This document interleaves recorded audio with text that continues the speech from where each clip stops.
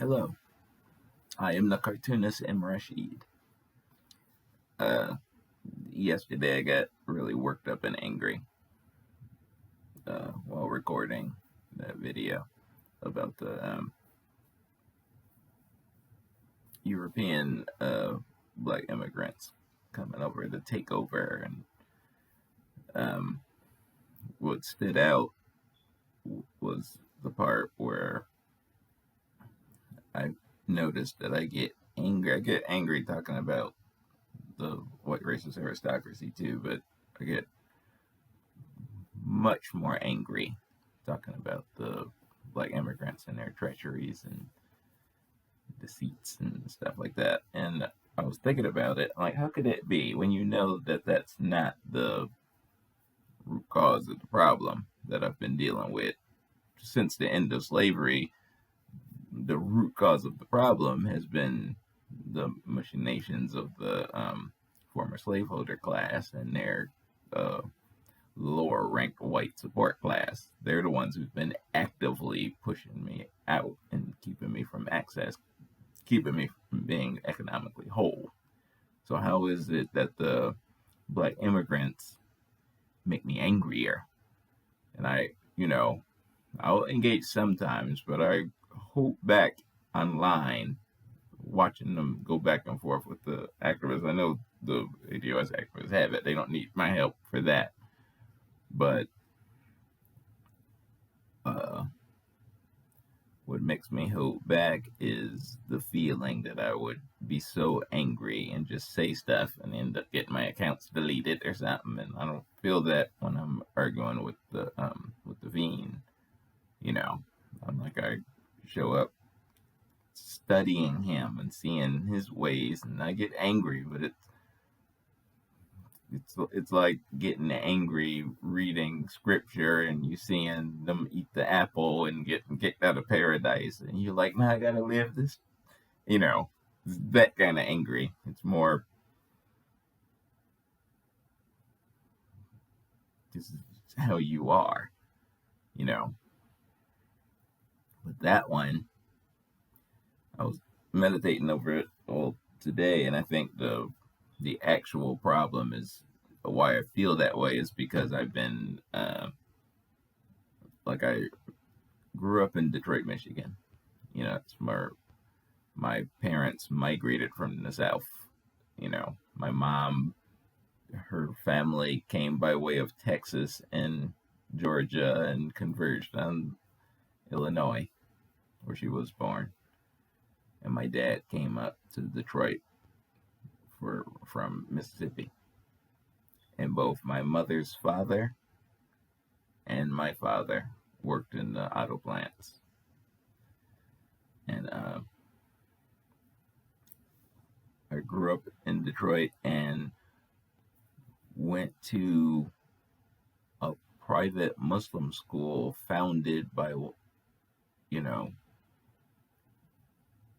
Elijah Muhammad's family. I was never in the Nation of Islam proper, neither were my parents, but they were followers of Warthin Muhammad, and I grew up in Sister Claire Muhammad Preparatory School, where I went when I was in my late preteens.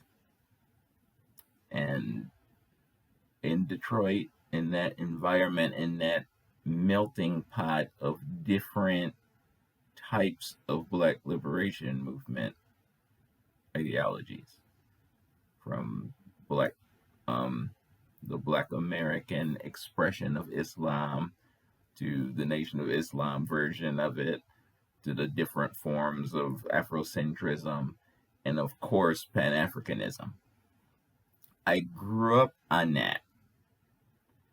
Like, I've only been doing my Weapon of the People decoded political cartoons since 2018. I started in the spring of 2018.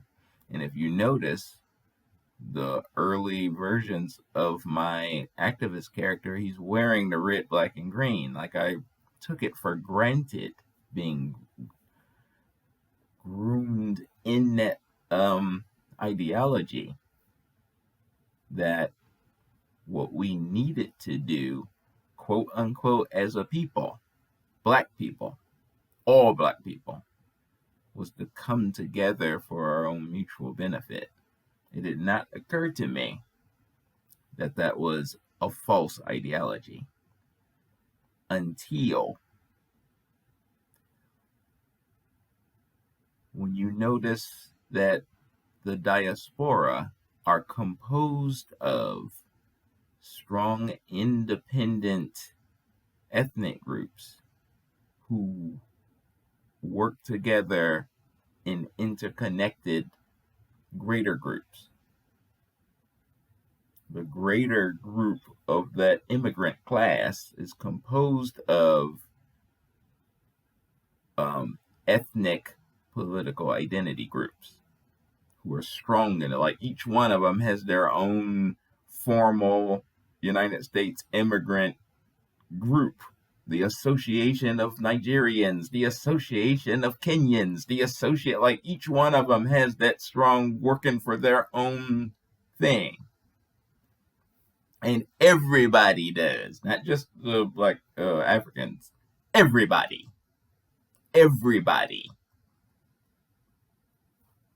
Save one. It's me. So when the first black president, Inc., came and went, and I was in no better shape as a group. And the aftermath of seeing how we've been bamboozled fell on us and gave birth to the rise of the hashtag ADOS movement from Antonio and Yvette. That's when you started to notice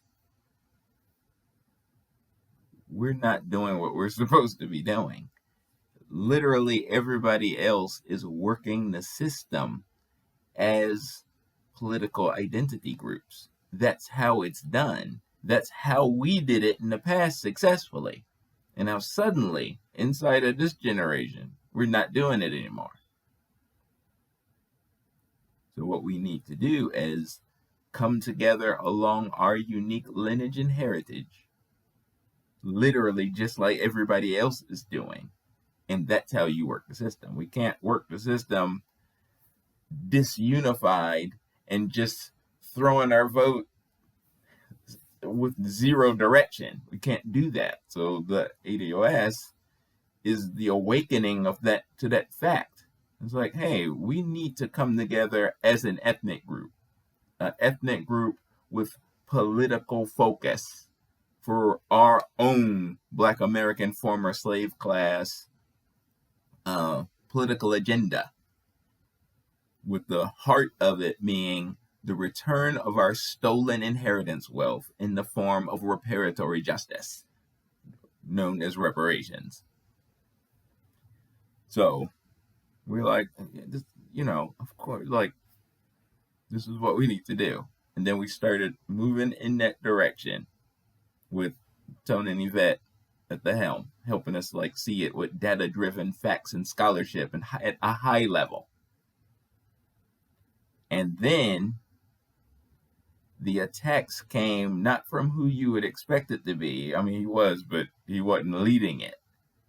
The attacks came from the diaspora, from the Black immigrant community. They're the ones that lost their minds over it.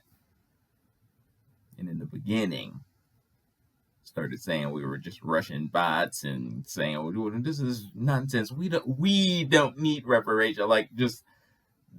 And then certain key Black immigrant tied celebrities started writing hit pieces and Medium and stuff. It's terrible. And it was confusing and disappointing. And now I see you. So, and when we saw them and called them out on this foulness, this treachery, they called us xenophobic. That is why they keep calling ADOS xenophobic, because they are seen in their treachery in partnership with white supremacy. That's why they call us xenophobia, because they're filth. Not all, of course, but there's some of them who are banking on bringing their people over while using my people as mules to do it. And they've been doing that for decades now. So the idea of me finally waking up to the bamboozle and gathering myself so that I too can stand in competition with these other groups where I'm supposed to, and then ultimately successfully get my protected class status and stand where I'm supposed to be in this country I built. They don't want that. They fear it. That's why they're attacking me. That's why they're calling me these stupid names. Because they've willfully partnered with white supremacy. And they've been partnered with them for a minute now. It didn't start with the immigration thing. They were already doing it. They were already coming over to America and negotiating with like political leadership before then, like during the civil rights. They'd already been doing it. When Malcolm X famously went around trying to like, you all, but could you all come and help the Black American, the Negro and stuff? And they were like, what? Get out of our face. Flat out told Malcolm X that when he actively tried to do what Marcus Garvey only pretended to do. So my issues with the Black immigrant figure go back deep. It's a problem. He's not what he pretended to be. Pan-Africanism is a lie. It was a grift from far back. Maybe it wasn't a grift from the very, very beginning, but it didn't take long for it to be usurped into some nonsense. My enemies, the devil knows none of the tricks. So today's cartoon is like continuing the thought from yesterday, with me making a better effort to maintain my composure and not go off. So in this one, I'm noticing that they're bringing them over here in the timing they brought them over, and how they've been acting since, and how they act in response to me like waking up, becoming conscious to the bamboozle that's been done to me, and with Tone and Yvette's help, becoming conscious of the knowledge I need to have in order to like rise up to my potential as a natural born United States citizen who's been here from the beginning and whose blood, sweat, and tears built the wealthiest nations on earth. I should not be in the position I'm in. I am artificially impoverished, with my enemies making fun of me every day, pretending that I'm inherently inferior, while all their hiding their hand moves show me in a different light. But when they vocalize publicly, they say foul things about me. But how they actually act shows me differently. And that's why I point out that we're the most admired and influential culture that we had to build from scratch out of survival desperation, but it turned into a thing. And this one is like exploiting me from it, of course. Legendarily, the music industry, sports, like literally everything that he does is exploiting me and hoovering over me like a vulture to see what else we innovate so he can snatch it and like make money from it. But the fact that he's like willing to make this pact with the Black immigrant means he would rather control us and keep us from the momentum of what ADOS represents, then that's more important to keep us from becoming competition than it is to build wealth by exploiting us in our innovations and stuff. So it's a dangerous crafty character with a mindset that was forged in the slave era. So it's an uphill battle, to be sure, but as a theist, it's something that that's like, there's nothing that humans are doing here on earth that cannot be overcome, no matter what it looks like. But from that standpoint, you have to be submitted to the one God. You can't like hope to like kill a giant Philistine with a river rock if you're not submitted. It will cut you down if you think that this is all about you. It's all about God and worshiping Him and doing what's right and being in God's favor.